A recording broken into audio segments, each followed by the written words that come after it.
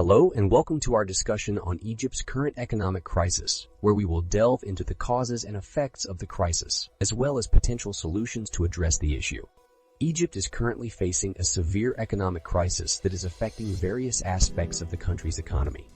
One of the main causes of the crisis is the country's high level of debt.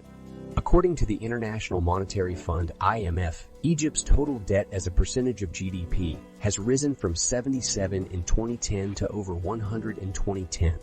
This has led to a shortage of funds for important government spending, such as infrastructure and social programs. In addition to the high debt, Egypt is also facing a shortage of foreign currency. This has made it difficult for the country to import essential goods and has led to a rise in the cost of living for the general population. The shortage of foreign currency has also led to a shortage of fuel, which has in turn led to power cuts and a lack of heating during the winter months. To address the economic crisis, the Egyptian government has turned to the IMF for a loan. In November 2020, the IMF approved a $2.77 billion loan for Egypt, with the condition that the country implements economic reforms such as cutting subsidies and raising taxes. However, these measures have led to increased inflation, which has further strained the country's economy.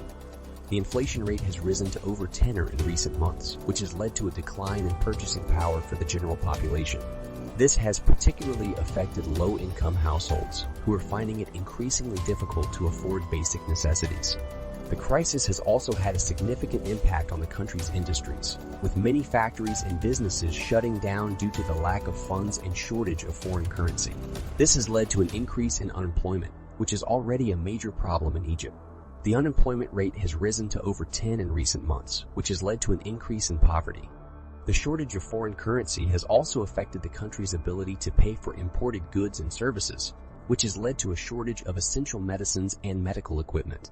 This is particularly concerning in light of the ongoing COVID-19 pandemic, which has already put a strain on the country's healthcare system.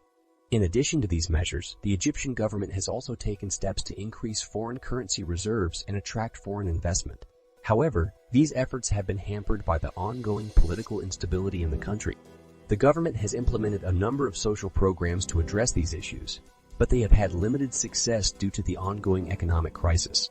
To address the current crisis, the government needs to implement structural reforms to improve the country's economic outlook. This includes reducing subsidies, increasing taxes, and encouraging foreign investment. Additionally, the government needs to prioritize the needs of the general population by investing in social programs, healthcare, and education. However, the fact is that the Egyptian government has been working to reduce inflation and the current economic crisis through a variety of measures. One of the main ways they're trying to reduce inflation is by implementing fiscal policies that will decrease the budget deficit. This includes cutting government spending and increasing taxes in order to reduce the amount of money that the government is borrowing. Additionally, the government is also trying to increase foreign investment in the country by offering incentives to foreign companies that invest in Egypt. This can help to increase the amount of money flowing into the country, which can help to reduce inflation. Another way that the government is trying to reduce inflation is by implementing monetary policies that will decrease the money supply. This includes raising interest rates, which can help to decrease the amount of money that people have to spend. Additionally, the government is also trying to increase the amount of foreign currency that is available in the country by encouraging people to convert their money into foreign currency. This can help to decrease the number of Egyptian pounds in circulation, which can help to reduce inflation.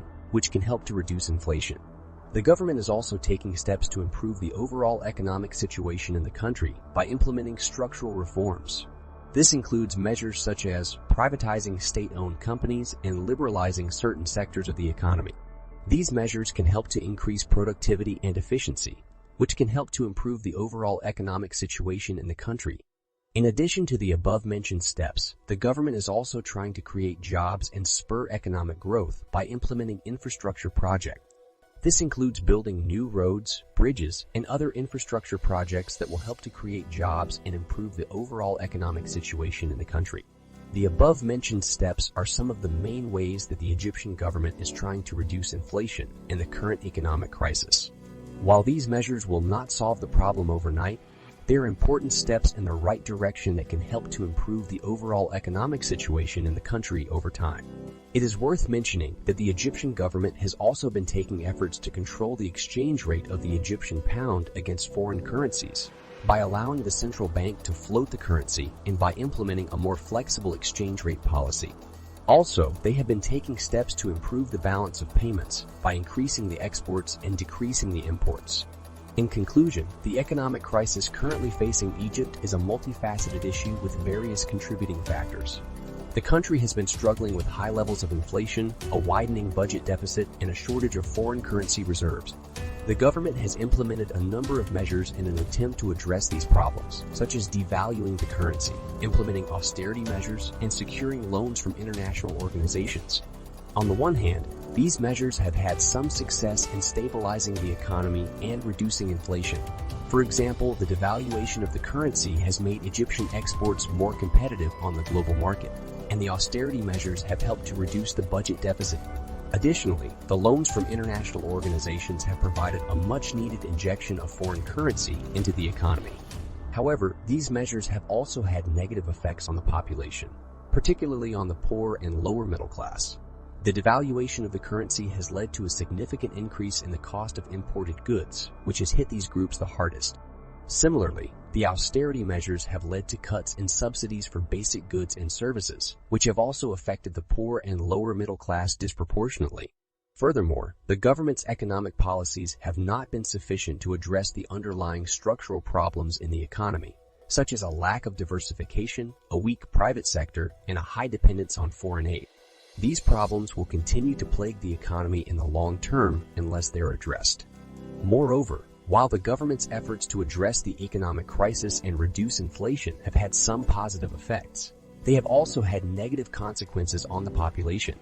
Additionally, the government's economic policies have not been sufficient to address the underlying structural problems in the economy.